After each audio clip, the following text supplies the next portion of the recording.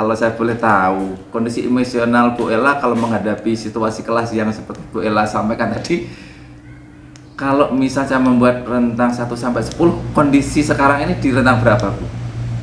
Kondisi emosional saya di rentang 6, Pak. Masih 6 ya? Iya, masih 6. Masih kurang sabar. Berarti masih banyak perlu peningkatan. Betul. Pengembangan di area emosional tadi ya.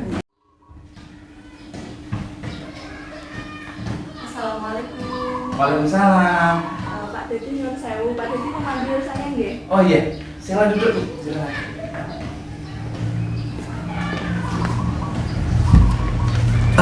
Terima kasih Mbak Ella telah datang gini. Sesuai dengan pertemuan kita kemarin kan, rencana saya akan mengadakan supervisi kelas.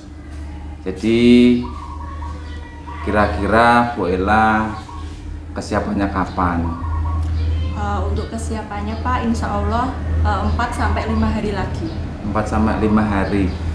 Kalau boleh tahu Bu Ella, nanti yang Bu Ella sampaikan di kelas itu materi apa ya kira-kira? Untuk materi yang saya ajarkan ada 3 mupel Pak, di tema 6, subtema 2, pembelajaran 6. Di situ ada 3 mupel, yaitu PKN, Bahasa Indonesia, dan SBDP. Untuk PKN-nya mengenai hak dan kewajiban, untuk Bahasa Indonesianya mengenai informasi penting dalam teks, dan untuk SBDP-nya mengenai pola lantai dalam tari kreasi daerah. Oh iya. Dari mupel itu kira-kira nanti yang Bu Ella optimalkan atau pengen dikembangkan di mupel yang mana kira-kira? Untuk yang akan saya kembangkan yaitu di mupel PKN Pak. PKN-nya ya? Ya, mengenai hak dan kewajiban siswa sebagai warga masyarakat. Iya. Kemudian dari Bu Ella sendiri itu, kalau tadi kan tujuan pembelajaran untuk nanti Mbak Ella waktu saya observasi ya. Kemudian nanti di area pengembangan yang ingin Bu Ella kembangkan di kelas pada waktu observasi nanti di bagian apa nih kira-kira? Sebelum membahas mengenai area pengembangan Pak, bolehkah saya bercerita sedikit mengenai kondisi siswa saat pembelajaran saat ini? Oh iya, silakan Bu. Alhamdulillah di kelas 5 itu saya mempunyai siswa-siswi yang alhamdulillah sangat luar biasa Pak. Luar biasa. Mereka itu mempunyai gaya belajar atau karakteristik belajar mereka itu bermacam-macam. Iya. Nah, tetapi ada beberapa siswa yang ketika pembelajaran berlangsung itu terlihat kurang serius Pak. Misalnya ketika saya menyampaikan materi itu mereka sering izin keluar, entah itu ke toilet atau sekedar hanya mencuci tangan. Nah itu sering Pak. Nah hal itu kan dapat membuat mereka dalam menangkap pembelajaran itu kan kurang maksimal seperti itu Pak. Untuk area pengembangan yang akan saya capai itu yang pertama area pengembangan sosial emosional. Sosial emosional Bu ya. Nah, menghadapi kondisi siswa yang seperti itu Pak, itu terkadang membuat emosi saya itu seperti naik turun begitu Pak. Iya.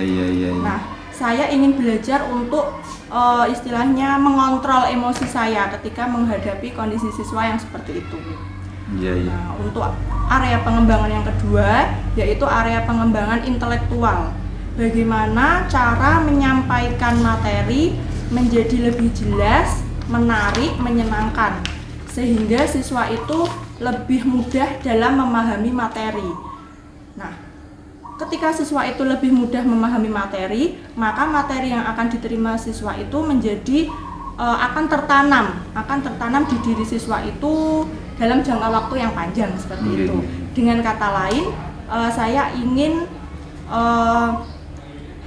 ingin membuat pembelajaran yang lebih bermakna seperti itu Pak. Pembelajaran yang lebih bermakna ya.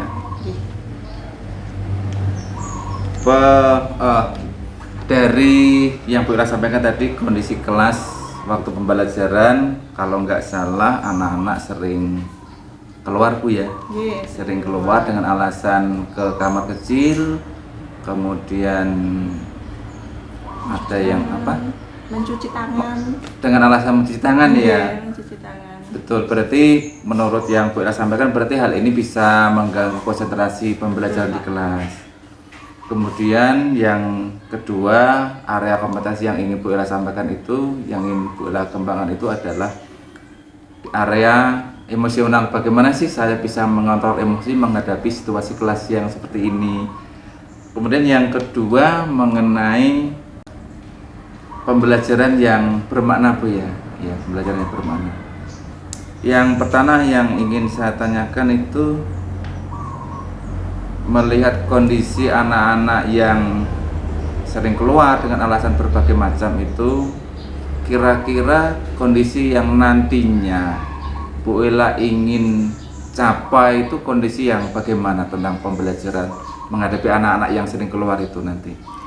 Nah, untuk kondisi yang ingin saya capai ketika pembelajaran itu mereka yang konsentrasi ketika pembelajaran. Konsentrasi dalam hal ini bukan yang terus diam, duduk diam, bukan.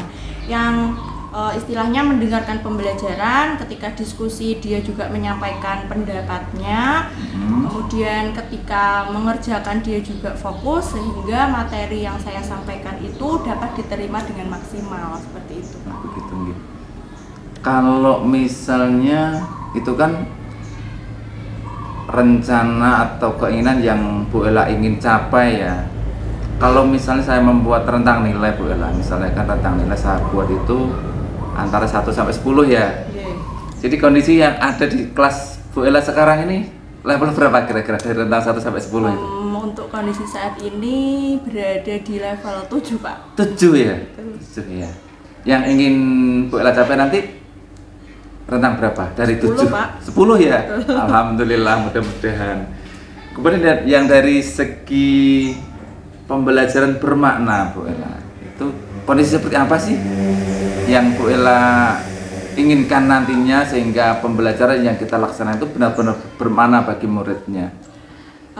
Pembelajaran bermakna itu lebih ke pembelajaran yang bersifat menyenangkan Pak. Menyenangkan anak-anak. Untuk anak-anak, sehingga ketika mereka itu senang dalam pembelajaran, otomatis nanti materi yang disampaikan oleh guru itu juga akan mudah diterima oleh anak-anak. Selain lebih mudah juga mereka akan mengingat lebih lama Pak.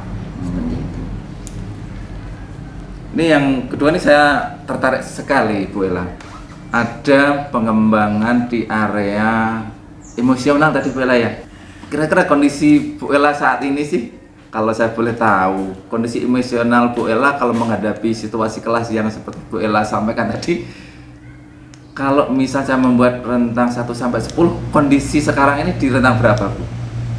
Kondisi emosional saya di rentang 6 Pak. Masih 6 ya? Iya masih 6, masih kurang sabar. Berarti masih banyak perlu peningkatan. Betul. Pengembangan di area emosional tadi ya? Iya Pak. Terus selanjutnya Bu, kondisi yang Bu Ella inginkan nantinya sesudah nanti melaksanakan pembelajaran, kemudian yang kondisi yang Ibu Ella inginkan pada akhirnya gimana? Terkait sosial emosional itu ya sosial Pak? Emosional.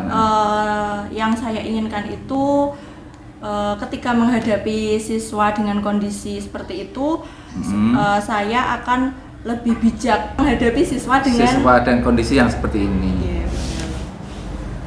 Berarti ya memang kita perlu